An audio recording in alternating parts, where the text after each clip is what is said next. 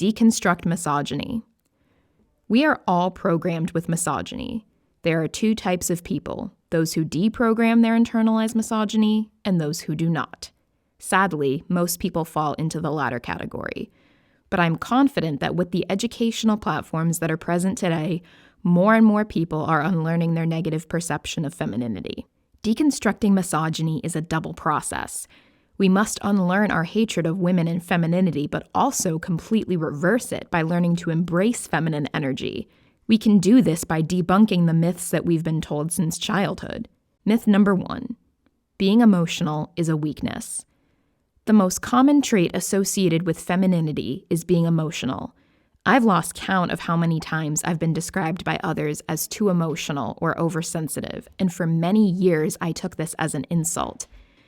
But in my process of deconstructing my internalized misogyny, my therapist encouraged me to notice all of my self-judgment as I spoke about my feelings. I used to feel silly for feeling some type of way about whatever was happening to me at the time. But therapy forced me to examine my thoughts and feelings compassionately, withholding all judgment. It had never occurred to me that feeling my feelings without sugarcoating or rationalizing them could ever be possible. For example, I had every right to be angry when my ex-boyfriend paid zero attention to me. But I learned to keep it all inside because I'd been gaslit into thinking I was a crazy girlfriend who overreacted to everything. In reality, I was having a perfectly normal and valid reaction to being mistreated. We live in a misogynistic culture that uses the crazy ex-girlfriend trope to gaslight women into thinking they were the problem. Sometimes they are, but the next time you hear a man talking about his quote-unquote crazy ex-girlfriend, I encourage you to ask for more information about what went down between them.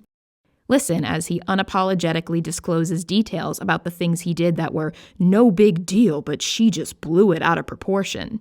And then watch him crumble as he tells on himself. Letting the emotions flow does not make you weak or crazy. It shows maturity, intelligence, and vulnerability.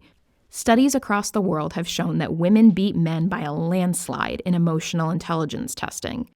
Deconstructing misogyny is realizing how badass this is, and how we should all aspire to be emotionally expressive and vulnerable.